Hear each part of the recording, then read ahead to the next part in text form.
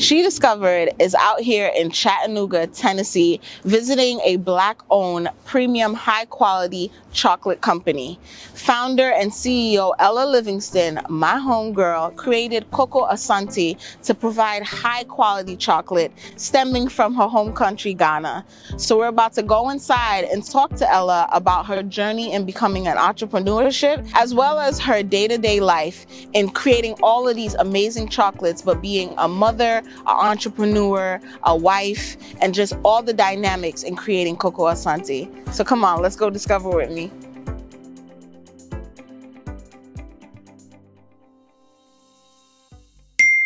My love, I am so happy that you decided to be on She Discovered podcast. Thank you for being a part of the episode. How are you today? I'm doing well. Thank you for having me. I'm very excited. I'm beyond elated because we have a background with Cocoa Asante, right? Yes. Because coming up with the name was something that happened in my apartment when I used to live back here in Chattanooga, Tennessee. So for my viewers here, Ella and I know each other. Like I said, we're homegirls. And one time we were hanging out in my apartment and we were deciding what was our 5-year plan. What did we want to do in 10 years, 5 years? And Ella was telling us about a chocolate company that she wanted to start, and she was trying to figure out what the name would be. And then we were, a group of friends of us, we were trying to figure out what the name would be. So what were the options you gave us again? It was like... It was two. Which one was it? Cocoa Asante and Asante Cocoa. That was it. That was it, right? That and we were like, Cocoa Asante. It sounds a little bit better. Mm-hmm. But where does the name come from? What does it stand for? Yeah, so I knew that I wanted as much of me and my culture into the, I guess, identity of the brand as much as possible, because it's, a lot of our mission is embedded in who I am as a Ghanaian coming from cocoa farmers. So cocoa is what we work with, chocolate, and then Asante is the name of my tribe. So I wanted to include that in there. Oh, okay. Can you tell us a little bit more about the tribe? I'll tell you what I know. You know what I'm saying? Because we left Ghana when I was 3. And so as much as my parents tried to retain the culture at home and speaking the language, there's just some things that I didn't get. Okay. So the Asante tribe is known as, I think it's one of the bigger tribes in Ghana. Okay. We're known as being like strong warriors. Okay. Just super like intelligent, strong, brave. Yeah. I know that when a lot happened with the independence, with Ghana gaining independence from Great Britain, I know the Asante warriors had some part to play in that. Okay. And so I know that I come from a lineage of strong warriors. Awesome. If I'm correct, it would be the Ashanti tribe is also from Ghana? So there's 2 spellings. They're essentially the same. Asante. Really? Yeah, Asante with the E, and then Ashanti. Ashanti is just the British spelling. And You're lying. Yeah, they got to whiteify everything. You know what I'm saying? I did not even... I'm sorry. The colonization. Oh God, I feel bad. Yes, but they did. Yeah. I don't know why you could. A lot of times when words are changed in different languages to be more palatable for the English tongue, it's like because the word is difficult. But what's difficult about this? Asante. You know what I'm saying? Asante. So they created Ashanti. With the Ashanti, and I was actually deciding between the 2 different spellings, but because Cocoa I wanted Ashanti? to be Cocoa Ashanti, because people are more familiar with Ashanti, like Ashanti the singer. I'm so glad that you chose that. I did not know they were the same thing. Yeah. I'm glad I even thought of that right now. So I was like, so what's the difference between the Ashanti tribe? And you're like, boo, it is the same thing. Discovering, okay? But so what made you want to start this business? Well, 2 reasons. I always start by saying I'm by no means a chocoholic. I don't even like chocolate. Like I'll enjoy chocolate occasionally, but I'm not the girl that I gotta buy chocolate every single week or anything of that nature. But I had a core memory where when I went to travel in Japan, I was studying abroad that year, and I tried some amazing chocolate, and that experience trying such high quality chocolate changed my life, because before then I thought, bougie chocolates was Lindor, Godiva, or Dove. Correct. And, to me that was special. And then I go abroad and I try what is actually high quality chocolate. And it just shocked me how stark the difference was and how fresh and amazing, and the texture and the whole experience as a whole. It felt like such a luxurious experience. And I wanted to have that experience back here in the US. Right. And then I also knew what my family did with chocolate I knew that, my family, we have, cacao farms. I'll say, I'm going to use the words cacao and cocoa interchangeably. No, that's fine. Just know that it's the same thing. Okay. Very small difference. But we have these farms, and so, whenever I would say, oh, I was born in Ghana, people would say, oh, chocolate. And that was the first thing they would associate with where I was from. So that's interesting, because anytime I think about Ghana, I think about shea butter. Yeah, now you think about shea butter. But yeah, our top 3 exports, the first one is gold. I forgot what the second one is. It might be oil. And then the third one is cacao. Wow. Okay, so you were just schooling me that cocoa and cacao is the same thing, but why is it different in the way of the terms? And you said cacao is because... So cacao is like the raw product before it's roasted, and then after it's roasted, it becomes cocoa. Okay, got it. What was the process like now So we were in my apartment, we came up with the name, right? Well, half came up with the name. Yeah. We're like, yo, choose this. So we came up with the name. You knew why you wanted to start this business. Now you had these things put together. What was the process now? Now saying we're going to put this together and I'm going to become an entrepreneur. So I, from then, started the research phase. Okay. And I quickly got overwhelmed because there's so much information out there on how to start a business. And it's hard to weed through what applies to you depending on your industry. Correct. A lot of people have advice on the internet, and not any of it doesn't always apply to you. So I didn't know what applied to me in my industry. I also didn't know what applied to me for specific licensing regulations for what I was going to be making here in Hamilton County in Chattanooga. In your state, exactly. Right. So because I found it so difficult, I went ahead. I actually was perusing through Facebook, and an ad came up for something called Launch Chattanooga. And so it was like, do you need help starting your business, blah, blah, blah. And it was a grant-funded opportunity where they paid for the majority of the cost, but you had to invest like $100 in yourself to take this 10-week business course. Correct. I took that class.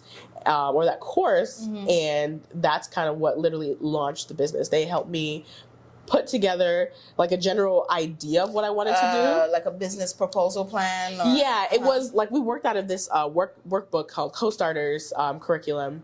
And so I didn't have like a business plan like all typed out, but if I took that information and put it all together, I could create a business plan. Okay. Through there, I also created my EIN. So I got the company actually like officially registered, and then I did the State Department as well. So they literally helped me launch, and they were actually my first customer as well. Okay. Yeah. So you didn't have all of this at first, right? No. So how did you start the process of now promoting, marketing, and even selling your chocolate? The first 3 years of operating Cocoa Asante, I only operated... I actually only sold to the public like end of November to December. And the rest of the year I was, building up the back end, the website, figuring out recipes. My first iteration of the chocolate we were going to use, I gave to my, he was then my boyfriend, Rudy, and I put cocoa powder on it, and he ate it, and it was too much cocoa powder, so he started to choke. Kind of like the cinnamon challenge, you know? Yeah, 'cause I didn't know what I was doing. I'm telling you, I had no experience with chocolate making, so I really had to figure a lot of that out. So I started slowly, and that was okay because I was also working full-time as a teacher. So pause. You had no experience working with chocolate. No. It's not like you saw your mom or grandmother. So what made you so confident in saying, I'm gonna start making chocolate? For real though. There's a difference with a chef, right? I was crazy. Okay, that's all it boils down to. There's a chef that I know how to make fried chicken and biscuits, but now I want to sell it to the public. They had some type of foundation. You ain't never worked with chocolate. No. So what made you? Yo, this is exquisite. God, because it's just for you to come from a place of not having any experience with chocolate to now coming to a point where you're getting more and more recognition for having high quality chocolate. So where did that come from, that confidence to be this is what I'm going to do and I'm going to move forward with it? Minus you being a little crazy. I definitely had to develop that confidence. Yeah. So I have this belief in myself that I can do whatever I set my mind to. And I have proven, I think through my life experiences, I have proven that to myself. When I studied abroad in Japan, I was sitting there as a math student. Yeah. And so I was taking courses in Japanese, and my level of Japanese understanding was at an elementary school level. And so going through that experience and being able to pass my classes and get, I think my lowest grade was a C, my first C in my entire life. Wow. And my other grades were A's and B's, and I was taking these classes in Japanese. My sheer will And accomplishing that told me right then and there that I could do anything I put my mind to. Okay. And so I knew when I started, I knew the feeling I wanted people to have when they ate my chocolate, but I didn't know what it was going to look like, how to get it there. Okay. So it was a lot of trial and error. Of course. I was watching baking shows. Sometimes I would like go to sleep and I would like pray, God, like, I don't know how to do this, but like you've given me this desire to do this, so you got to help me. And in my dreams, like I kid you not, in my dreams, an idea would come and I would try it and it would work. Wow. And so that helped me kind of perfect step by step to get us to where we are now. Because it's literally all been trial and error. I would Google YouTube videos, reading pastry blogs to figure out, issues. Because when I say I cook, but I don't work with pastries or any confectioneries or sugar. Right. I would make a cake and I would put the frosting on while it was hot. Like, that's me, right? Yeah. So to go from, I can even bake a cake to working with something as technical as chocolate was definitely a learning curve. Yeah. So you're saying your boyfriend at the time, but now your husband. Yeah. Shout out to your husband. Because you basically got him choking on cocoa, cacao, or whatever. So, like you said, you were in your kitchen, basically, just doing all these taste testing and figuring it out. So, when was the point that you realized, okay, I got it. I can start marketing and selling now? So, when I figured out how to make it beautiful, or I guess consistent. Okay. And when I actually started out, I was the first, I think maybe year, I was using the wrong type of chocolate. So I didn't know that I was supposed to be using couverture chocolate, which is a higher quality chocolate, which goes through a process called tempering. I was trying to temper, I'm not even gonna lie, I was trying to temper baking chips, okay? And if you don't work with chocolate, you don't know what the difference is. But baking chips, you just can't temper it because it has lower cocoa butter. Cocoa butter and tempering is what gives the chocolate the shine, the nice snap, the smooth mouthfeel. It's what makes high quality chocolate. Okay. And so I was using the wrong type, and through growth and learning, I realized that. And then once I figured out what type of chocolate I should be using, that was kind of like the launching point to help me streamline my process and do better. But I mean, I was working out of my home, figuring it out for, I think, up until 2021. Okay. Wow. So you see the process, because the conversation in my apartment, when you had the idea coming up with the name, this was what, 2017 or 2018? I think it was 2018. Right. And then you didn't come to the point of perfecting it until 2021. 2021. Wow. Yeah. Okay. But that's when I was just, selling just a little bit. Yeah. Because I did want to get it out there. I wanted people to know what I was doing. So I created like a Facebook page. Right. I marketed that way. I sold to, friends and family. I would do little events, startup week. I would do pop-ups. Launch was really supportive. Yeah. And so they would order for different events that they had. And then little by little, you just start to get out there more and more. Yeah. There was one year where a mentor of mine, took some chocolates that I made, and she went personally door to door to all these different businesses to hand them samples. So the support was amazing. The support was very real. And that's one thing that I'm very proud I'm actually very happy that I started in Chattanooga, because Chattanooga has a very supportive startup ecosystem. Okay. And culture. Love it. So with the chocolate that you were using, so the cacao, when you started taste testing, was this the cacao that you were receiving from Ghana, or was later on you started the shipment of receiving cacao from your home country? So we're not direct yet. Okay. Yeah, so like on our website, it always says we're not bean to bar yet. Okay. That's the goal. So the goal, I'll start there. The goal is to be sourcing directly from my family's farm. Okay. And we'll be bean to bar, meaning we're going to process it from the actual seed all the way to the chocolate bar. So that's what we say, bean to bar, that's what that means. Okay. But what we do, because we don't have the equipment yet, because the equipment is super expensive, to operate at the level, the capacity of output that we have, we're going to spend nearly $100,000 at the minimum, $100,000. And so without that type of capital, we had to be creative. So we sourced from a company out in Belgium that gets their cacao from Ghana. And so we still have that indirect connection. Okay. And it was, we searched hard, high and low, to make sure we were sourcing from somebody who had that direct connection to Ghana. And Belgium is known for their chocolates as well. And they are. Now, I mean, don't get us in trouble now on this podcast. I'll give credit where credit is due. Okay. But they've had hundreds of years to perfect processing cacao. But there's definitely a lot of exploitation and inequity that surrounds just like any raw resource surrounds cocoa, and that's part of the reason why we don't want to have to indirectly do that. We want to have that direct connection so that we can pay fair wages.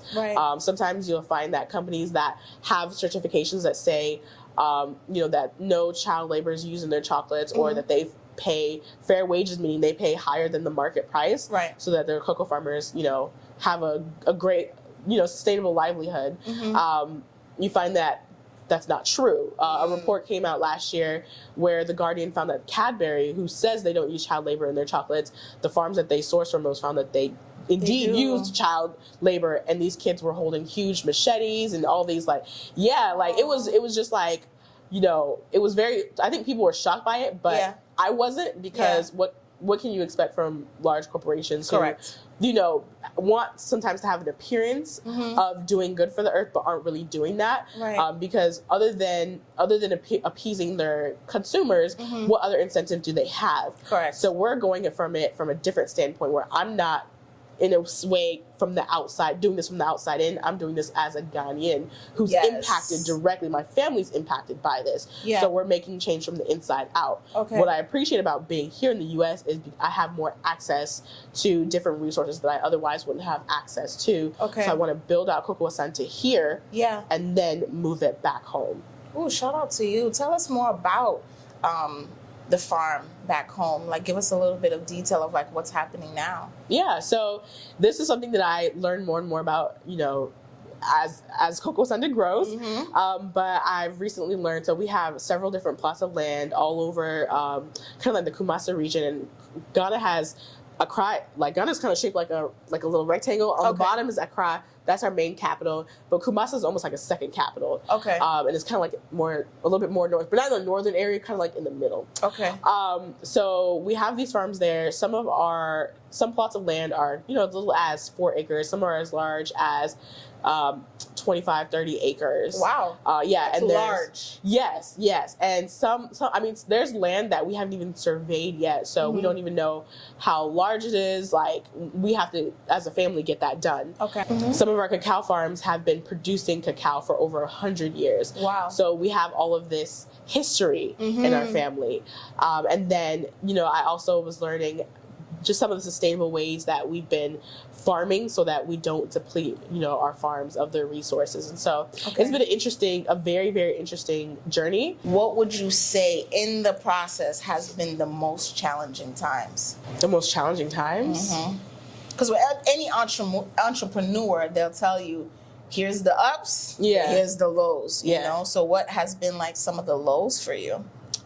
Oh gosh, where do I start? Well, you can be in the sense of what were the challenges maybe in marketing? What were the challenges maybe in the amount that you were producing? You know what I mean? Or even, like you said, you have a husband now, you have a child, just juggling all those things at once. Yeah, I think honestly you just touched up on it. For me, I know entrepreneurship is full of ups and downs. And for me, I work, my husband helps me to work hard at leveling my emotions because I ride out the highs very high and then I ride out the lows very low. So how do I regulate it where I don't lose my cool super high or super low so it doesn't impact me as much? But I've learned that when something great happens, I prepare myself mentally that there's issues about to arise because it's inevitable. And then when an issue arises and we're dealing with it, I prepare myself something great is about to come. Because it's inevitable once again. I would also say that, what was I going to say? Take your time. I think for me, my growth has been, I always say it's a slow but sustainable. So I've grown in a way that I was able to always manage. And I've been very intimate with my business. So there was no huge influx of cash where I could just all of a sudden hire you to do marketing, hire you to do work with the chocolate, hire you to fulfill packages. I've been doing all of that. So I understand what I need, but I also understand when I hire somebody for those positions, I understand all that they're going through. So I've been able to, make sure I don't overwork my chocolatiers because I know what it feels like to be working at max capacity and how long you're able to take that. I have, because it's my company, I'll go until I die. You know what I'm saying? But if this is somebody where it's in a way their job, they don't have to have, and they don't need to. They don't have that sort of motivation that you may. So that's been. There's some leadership qualities that you had to learn. Yeah, for sure. And I think working as a teacher definitely helped because I had to learn how to motivate kids a lot who did not like the subject of mathematics, did not think that they were good, were not passionate about it. I had to motivate them to understand that, first of all, you can. And that was like 90% of the battle. Having them get the confidence to know that they could even try, I knew that they were going to be fine. So bringing that into here, where I give my chocolatiers the confidence that you have the creative freedom to try different things. I respect your opinion. You're part of this journey. You're not just here to put in hours, but you're a part of this journey. I care for you. I incentivize you. You need a mental day, take a mental day. We're doing this group outing together. Here, you worked really hard, overtime for Christmas. Here's a massage. Like doing those different things. Yeah, absolutely, to make sure my employees feel cared for, because I know what it's like to work from a place of lack in an under-resourced environment. So, how did you juggle being a teacher? I don't. Hold on now. Okay. Being a teacher, being a wife, being a mother, and being an entrepreneur. How is that? How do you juggle that? I would just honestly like to say that it is not normal and it's not something that I want to do. It's something that I do because I have to. I have no choice. I would love to live a soft life, right? That's been trending. Give me a soft life. What you mean? But I know that there's certain places that I need to get, and if I don't bust my behind now, who's going to do it for me? So being a wife, I think I've gotten very lucky because my spouse, when I first started this business, I let him know, like, are you all in or all out? Because it's going to take a lot of sacrifices. Wow. And you hear a lot of entrepreneurs who end up divorcing because, the stress of entrepreneurship messed up their marriage. And I did not want that. So are you in or are you out? And you got to be in it all the way, because it's going to take a lot of sacrifices on both of our parts. The fact that you were able to even have that conversation. Absolutely. I don't know how entrepreneurs in marriage operate or communicate, but you telling me this, I have to give you kudos, because some people could probably go into it and saying it's a given that you should support me. It's a given that this is going to be hard. But the fact that you were like, I need you to know where you're at, and this is what's about to go down. So I think that's dope that y'all had that conversation. Absolutely, because sometimes they don't realize what they've signed up for. And so you need to know that, when your car gets repoed and you can't pay your bills and you're relying only on one income, or you guys have no income, like, you know what I'm saying? Like, you're going to stick it through. But my husband understands what the end goal is. And so he's going to ride it out until we get there. So that's helped me manage my wife role. He's very understanding. My mother role I'll leave that for last. That's been the most difficult. The teacher role, I had to... I went from working full-time to working part-time to, as of today. Well, I haven't turned in my resignation. I'll air this after. But I am officially retired, thanks to Keith Lee. Shout out to you. Yes.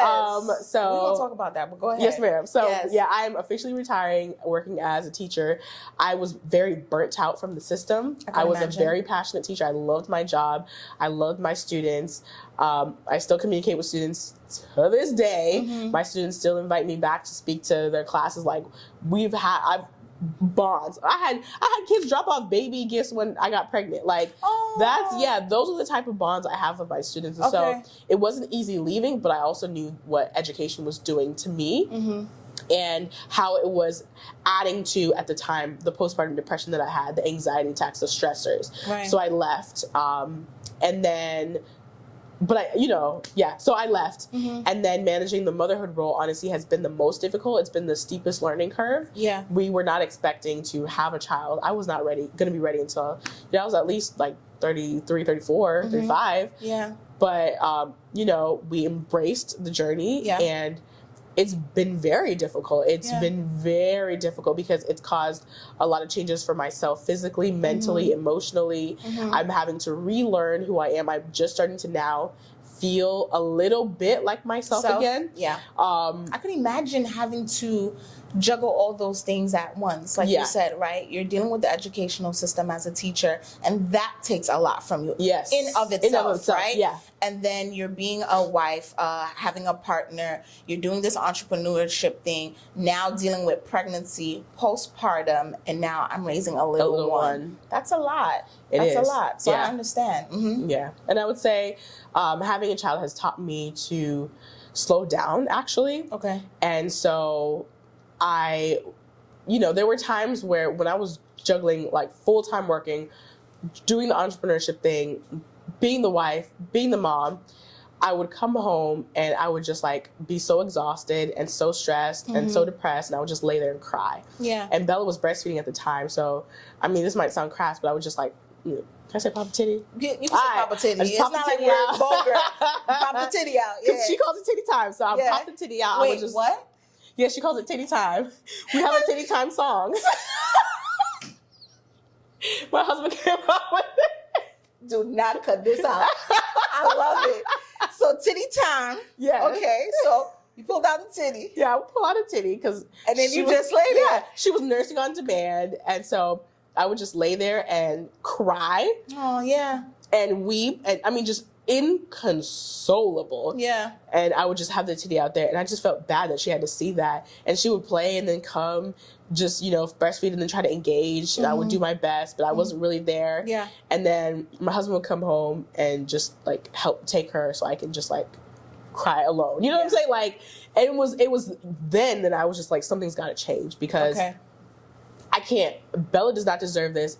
Rudy does not deserve this, and I do not deserve this. Right. So I had to start to let go of certain things and realize I shouldn't. Yeah, I'm doing it because I have to, but there's some sacrifices that can be made. So I may not be able to work full time, right? But let me go ahead and move part time. You started to learn how to prioritize things in your life for not only the safety, mental, emotional, spiritual safety of your family, but for yourself. Yeah.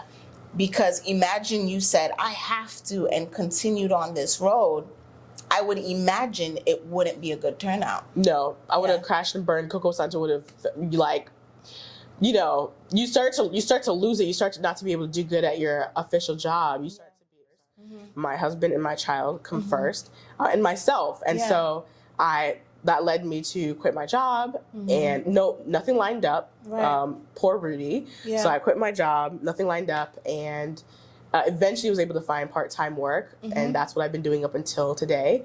And congrats to you. Thank you so much. Thank you. And then I also made sure that when I come home, I'm not working. So I'm not going to come home and pop up my computer and try to like work when Bella's trying to engage. Yeah. We value our child's like growth and emotional and social learning, and we know that a lot of learning at this age comes through engaging and playing and speaking. So we've invested we pour our love into this child.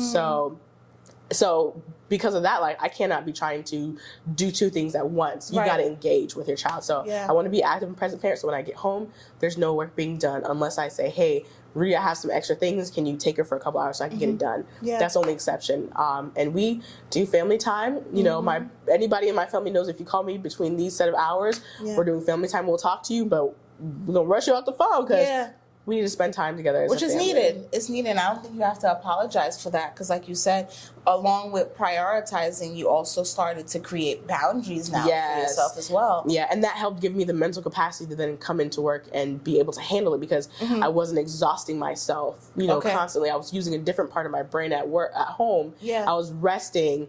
I was sleeping, and so I'm not working myself into the ground anymore. Yeah. I also hired help. I brought on a business partner. That ended up not working out, but it was okay because she brought a lot for when she was here. Okay. And then we hired my younger brother to work with us.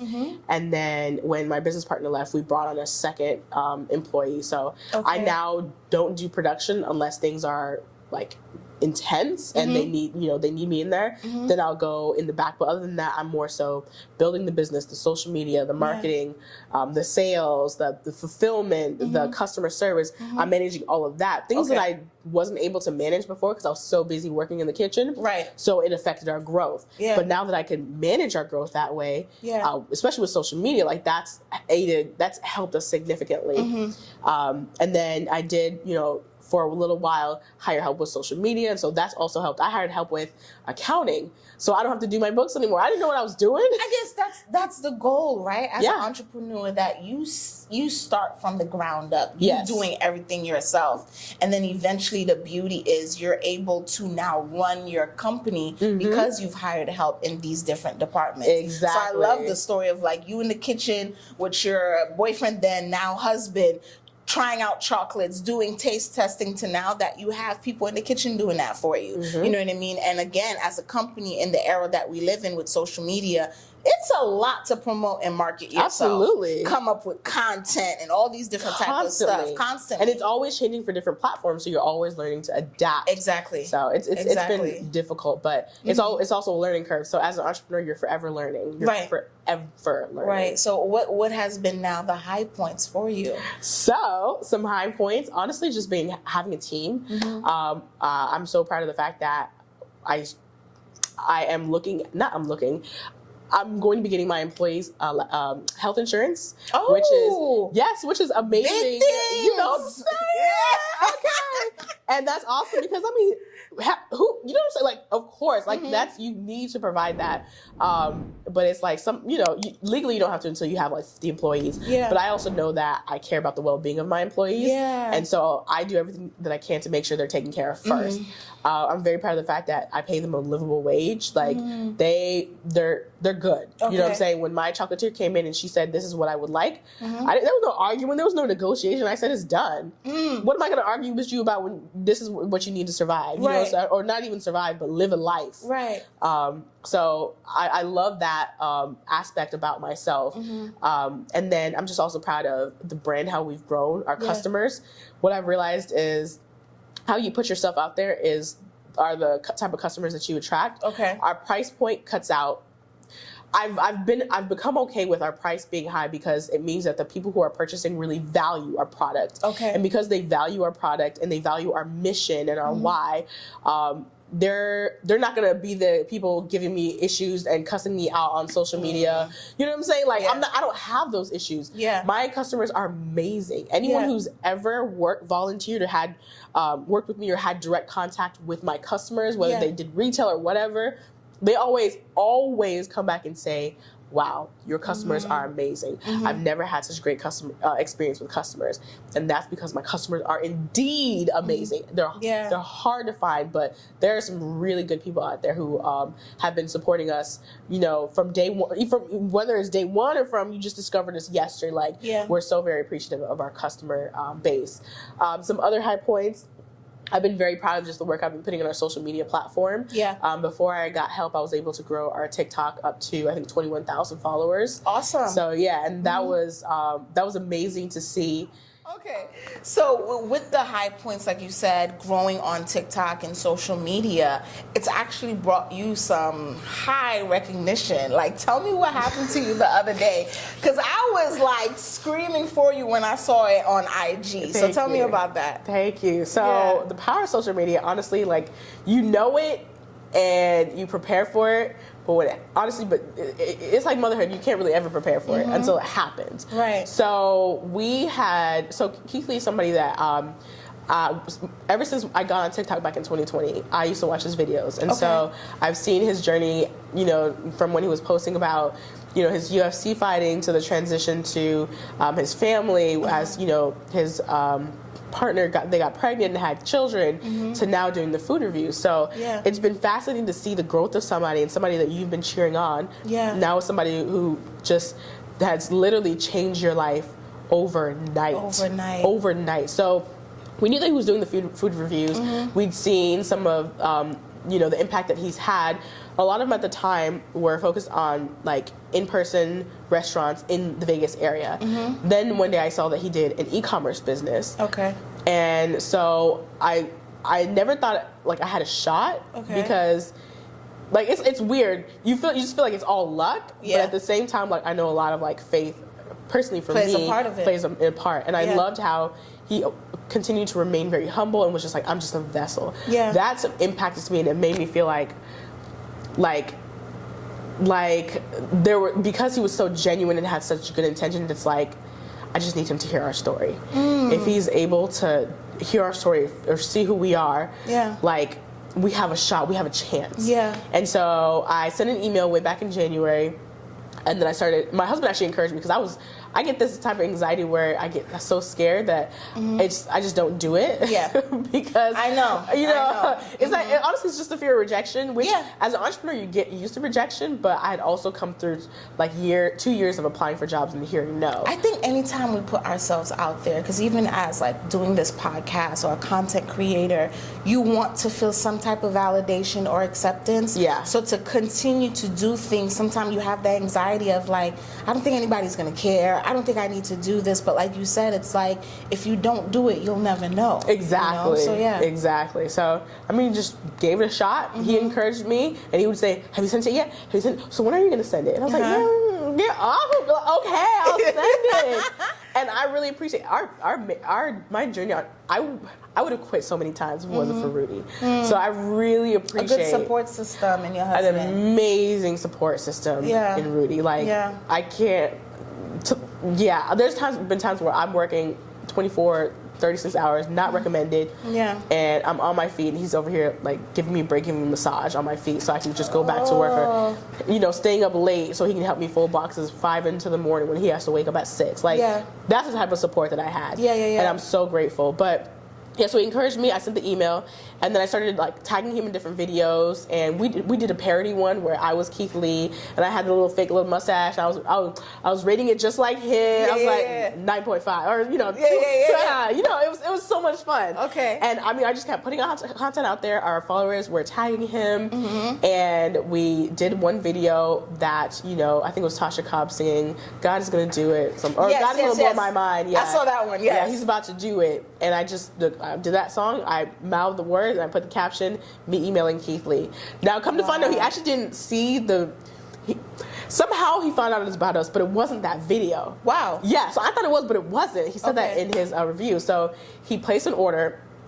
I didn't see the order until, let me go backtrack, because I'm a Seventh-day Adventist, and that means I keep the 7-day Sabbath. The Sabbath, yeah. Yeah, and I've been struggling since the pandemic to keep the Sabbath, and I've been working on Saturdays, and I was like, God, I'm tired of it. I'm tired of not having community. I'm tired of not going to church. I'm tired of the lack of fellowship. I want to build a better relationship with you. Right. I'm not going to work on Sabbaths anymore. I told God that the 18th, which was yesterday, is going to be my last market. After that, I'm going back to church consistently, and I'm going to make sure Bella gets that fellowship as well. And so I made that commitment, and then I said, God, I see the sales, it's after Valentine's Day, sales are declining, but you know what? I'm going to trust you because you have control. It's not me, it's you. I gave it up to God. I think it was after that, then I posted the video. It had to be like a day or two, or it wasn't long after that. That I saw an order come through, and I saw that somebody had bought a hoodie. People rarely buy the hoodie, so I was like, okay, interesting. Not really. I feel 1 in every 100 orders. Yeah. So then I ended up looking at the order sometime during the day, and I see the name Keith Lee, and I'm just like, no, just there's no way. Then I look at the city and it says Las Vegas. I was like, wait a minute, So I started freaking out. Mind you, I'm in a public cafe, and I'm just like freaking out. So I called Rudy, and I think I said some cuss words. I'm just like, I probably cussed. I feel so bad for whoever was around me. I was like, I'm packing everything up now, and I'm going to the shop. I get to the shop, and I'm like, you guys, guess what we just got? We got an order from Keith Lee. Right. They started freaking out, and what that meant was we wanted to send him some extra special chocolates that he did not order. Making it just good. Thank you. We sent him what he ordered, of course, with the same customer service that we provide all of our customers. But what we did extra special was we included some extras that like weren't even available on our website yet. Oh, okay. And so I had them get that done because usually when we get the order, we ship it within a couple days. You know, sometimes it's the next day. Sometimes it's the same. I've had orders come through and we ship it 10 minutes later because I just so happened to be printing orders at the time. Right. So we got his order packed up. He ordered, I think, Tuesday. By Wednesday, we had everything done. I wrote a handwritten note, everything, packed it up, shipped it on Wednesday. I had no expectations that we were going to get a review. I was like, I didn't want to get, how I like to do. So I was like, let me just stay steady. And whatever happens, happens. And if he gives us a review, amazing.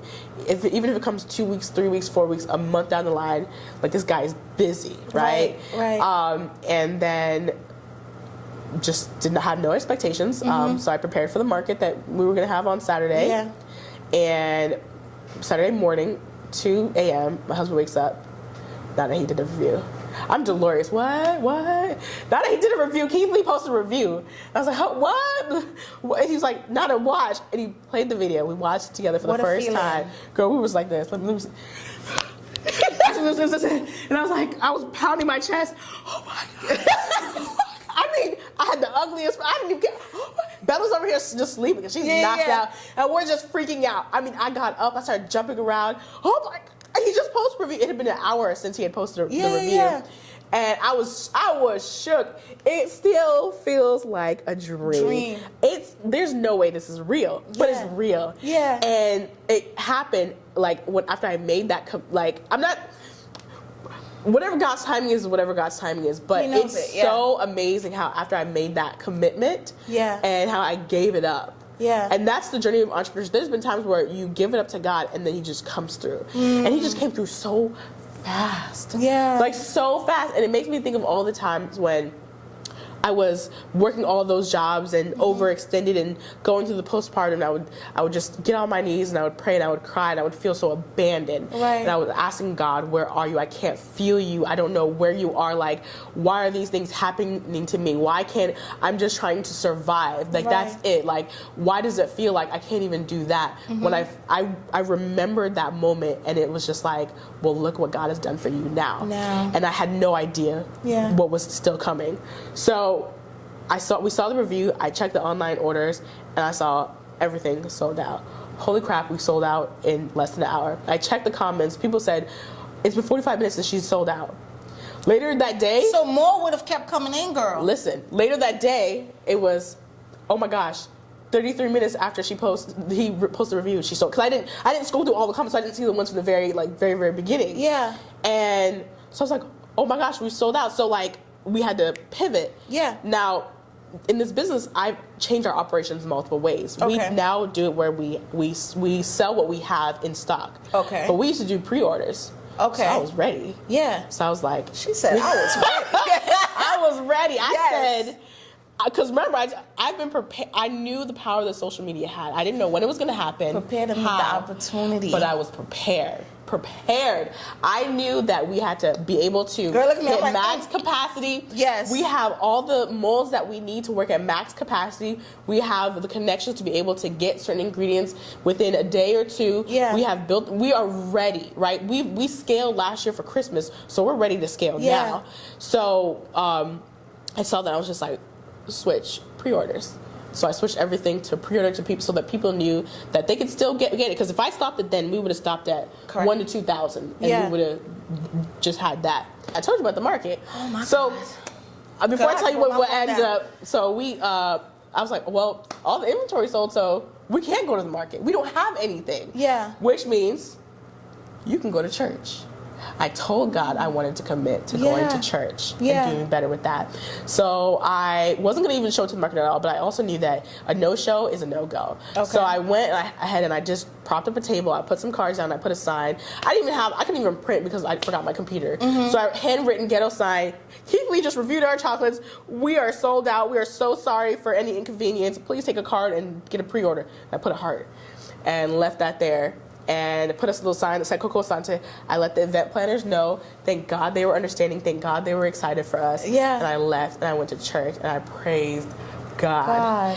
Because I hit you up. I hit you up. Because I saw it and I hit you up. I'm like, Ella, what does this mean? But you were like, I'm at church. I hit you up. And I still had no idea what God was going to do. So, sales kept flooding in. Social media lit up. We went from 24.7 thousand followers to, last I checked, it was probably like 32,000 on TikTok, or maybe 34. I can't even keep track now. Instagram, we grow by like 1 or 2 followers every couple of days. Like, it's hard to go on Instagram. Of course. We just hit 3,000 like maybe a week or 2 ago. Yeah. We're now like over 4,000. And it's been less than 48 hours. The power of social and there's media. More to come. And there's more to come. Because this is people that have viewed it in the past 48 hours. When that video keeps circulating, exactly, it's going to keep coming. Yeah. Orders continue to come. Everything is on Do Not Disturb because I can't take it. Like, I go and I try to respond to comments and I get overwhelmed. Yes, because of course, there's hundreds of comments on this post, hundreds of comments here, hundreds of comments here, and that's just on one platform. Right. Then you try the other platform. Then there's all these emails coming in about people who put the wrong billing address or shipping address, and so now I got to figure out how to deal with those. Yeah. So I have a lot waiting for me. So it's that type of overwhelming, but it's good because we're ready. You're ready. And the craziest thing is, you know what? My analytics are like a couple hours off, so it caught the tail end of some of our numbers. So on Thursday, this is before he posted, we had another 194 in revenue. I thought I was looking at you. We had 194 in revenue. Okay. All right. Let me see. That's on Thursday. That's on Thursday. Friday, we caught the tail. They caught the tail end of the sales. 1,000 around. About 1,000. Okay. Wait. That's not even the final. That's what was at like 10 something. Hold on. What's that number right there? I'm about to cry. 24,000 and change. Yeah. If you count the one from the tail end. I'm tearing up. Oh my God. 25,000 in one day. In one day, like Ella, I can't believe it. I told you, it feels like a dream. Wow. And if I did not switch to pre-orders, we would have lost all much. Of that. Bro, it's crazy. It's like I'm in shock. I'm not in shock because it makes sense when we prepare in anything in life. When we prepare, we position ourselves to receive, right? And the goodness of God is that even sometimes when we lack in preparation, he still makes provision for us, which is why he's so good, right? But at the same time, the fact that you've done all this preparation and that he's put it in your mind to prepare, that now when this opportunity, this blessing has come, you're just like, I'm ready to run the race. That's right. I'm ready to run. I'm so happy. Like, I am so happy for you. So I get it when you were just like, school system, my children, I love y'all, but I'm out. I get it. I get it now. I get it because, like you said, like God is saying, here is the time. Yeah. Here's the time. I've heard you all along. Here's the time. Yeah. Oof. It's and this to me is just proof, not just for me, but proof for, I guess, it's proof that something is happening. My first year, when I was only operating, the last couple months out of the year, we made $400, $500 almost. And that was so much because it said people are willing to spend $500 of their money to buy something that I made. Right. And to see that now, in 24 hours, you made nearly $25,000. That's flabbergasting. Right. But I also need to remember that there's businesses that operate on this every day. Every day. And if I want to continue to grow and be as huge as here. It doesn't stop. It can't. This is just the beginning. It can't. And so how do we grow in a way where we're able to do numbers like these every day? Yeah. And maintain that and have the operation set in place to do that. Right. And how do we market ourselves so that we're constantly attracting those numbers in terms of customers? So it's been an amazing journey, but I'm so glad that this is just one more drop in the bucket of that I'm doing. I'm walking in my purpose, and that feels amazing every day. Every day I wake up in gratitude. Even before this happened, you have to. Every day I wake up in gratitude because I get to wake up and I get to come to a place where I have this is something I have created from my mind. Your vision, yeah. That to me is so powerful. Yeah. The fact that, it's just 2 people, but there's 2 people whose livelihood that I have to bust my behind every day to make sure that they get paid. And they're not missing a paycheck because they depend on this. Right. And so, and my customers, they depend on the quality. You're also being rewarded for your integrity. Absolutely. Absolutely. You are definitely also being rewarded because based on the numbers that you were previously making, you want to make sure, because they're busting their behind for you, so you want to make sure they're straight. There's certain places that then you're going to be lacking financially. Yeah. Right? Yeah. So I don't get paid. I pay myself when it's like, oh, okay, we got extra, like all the bills are paid, they're paid. Yeah. Debt is paid. I've set aside some for the summer. Yeah. Okay, now I can get paid because things are really tight at home. So last year I think I paid myself $6,000 for the entire year. Wow. The teaching job, this is how the teaching job pays me $500 every 2 weeks, $600 if I'm able to pick up enough hours. Yeah. So I'm not bringing enough home to do anything. So It's really been like a lot on my husband. I'm so glad that he's been able to like really hold down the fort because I'm going to retire my husband, right? Yeah. I'm about to be Miss Tabitha Brown. Okay, Tabitha. I'm going to retire this man. He's going to live a soft life. Like, yes. I want to be able to provide him the freedom because we've sacrificed a lot, so much. But at the same time, we're not going to be successful at the expense of our employees, at the expense of the people that we source from. Yes. We still source high quality ingredients. We still support local with our ingredients. Yeah. The work that we want to do in Ghana, we're going to be paying whether it's 2 or 3 times the normal amount, whatever that number is, to make our farmers feel like this is more than enough, that what I need. Yeah. That's what we're going to do, because at the end of the day, this company is built on like integrity, fair wages, addressing all the inequities that exist in the industry because we're so impacted. So I'm just excited for that to happen and to feel good about it at the end of the day because we're doing good. You're doing good work. Oh, girl, I'm about to have church. I'm like, I just randomly I was like, now I know why people stop and shout, because it just builds up in you and you just gotta let it out because God is just so good. So good. Thank you for teaching me.